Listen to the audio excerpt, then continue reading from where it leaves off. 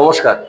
সুকান্ত মজুমদার আগের দিন আমাদের জেলায় এসে বলেছেন যে যুবসাথীর যে ফর্ম, যুবসাথীর যে অদ্ভুত ঢল, যুবসাথীর অনলাইন অ্যাপ্লিকেশনের মাধ্যমে মমতা বন্দ্যোপাধ্যায় মূলত এই যে আনএমপ্লয়মেন্ট তার তার নগ্ন চিত্রটি ঢাকার চেষ্টা করছেন, বেকারত্বে ঢাকার চেষ্টা করছেন। তো সেখান থেকে দাঁড়িয়ে আমার কিছু কথা আছে।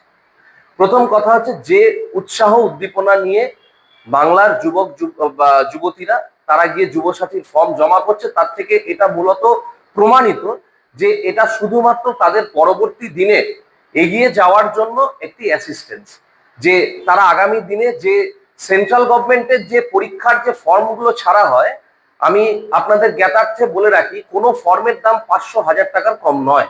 সেই 500,000 টাকা যাতে তাদের বাবা মার কাছে হাত না পাততে হয়, ঠিক সেই কারণের জন্যই তাদের এই যুবসাথী প্রকল্পের মাধ্যমে তারা নিজেদেরকে তাদের নাম অন্তর্ভুক্ত করছেন। না, এখান থেকে দাঁড়িয়ে ওনাদের মনে হতেই পারে, তো আমি একটু মনে করেই দিতে চাই যে দিল্লির নির্বাচনের আগে রেখা গুপ্তা লাডলি বেহানা দেবে বলেছিল, মনে আছে আপনাদের? তো লাডলি বেহানা আজকে তিনি মুখ্যমন্ত্রী হয়ে গেছেন, কিন্তু লাডলি বেহানার একটা পয়সাও কিন্তু দিল্লির মানুষ পায়নি।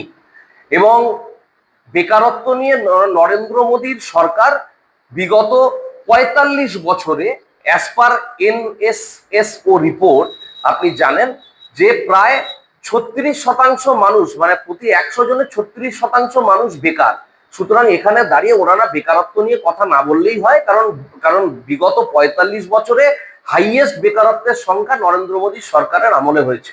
সুতরাং তারা বেকারত্বের কথা ভেবে তাদের সেন্ট্রালের দিক থেকে কিছু এড দিলে আমার মনে হয় সেটা অনেক অনেক ভালো হয়। তো ওইসব নিয়ে কথা না বললেই হয়। এবং দ্বিতীয় কথা হচ্ছে, আমাদের মুখ্যমন্ত্রী মমতা বন্দ্যোপাধ্যায় কথা দিয়ে কথা রাখেন। বিহারের ওই 10,000 টাকা দিয়ে 10,000 টাকা ফেরত করার মতন সরকার মমতা বন্দ্যোপাধ্যায়ের নয়। এবং ওনারা যে বলছেন না যে ওনাদের যদি ভাতায় এত সমস্যা, তাহলে ওনারা গ্রামে গ্রামে গিয়ে 3,000 টাকা দেবেন বলছেন কেন? একবার বলছেন ১৫০০ টাকা দিয়ে খাসির মাংস, 1 কিলো খাসির মাংসের কথা বলছেন, তাহলে ওনারা কি 2 কিলো খাসির মাংস দেবেন বলে 3,000 টাকা করে মানে দেবেন বলে বলছেন?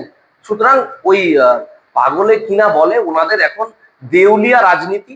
ওনাদের মমতা বন্দ্যোপাধ্যায়ের যে মানুষের যে জনমুখী যতগুলি প্রকল্প, সেই জনমুখী প্রকল্পের পাশাপাশি ওনাদের দাঁড়াতে পারবেন না ওনারা।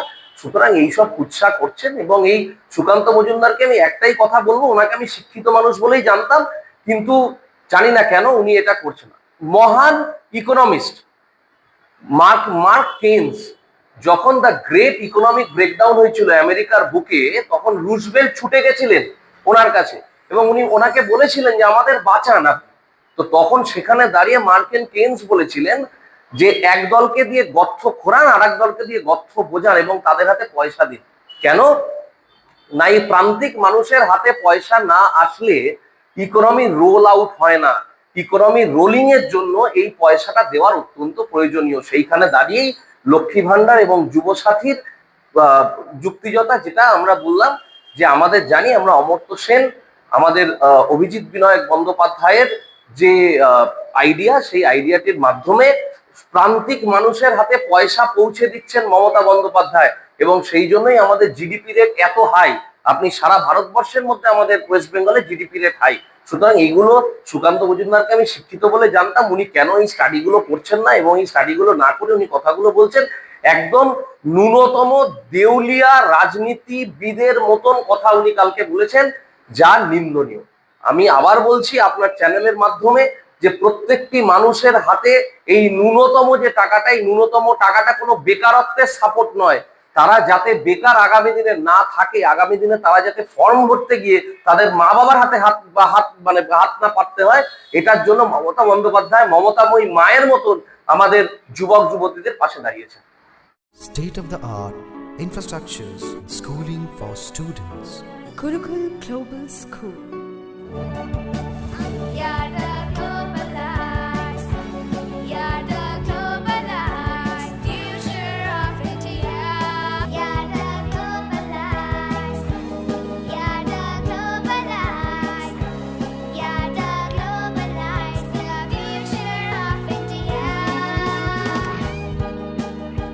Welcome to Gurukul Global School. A home away from home.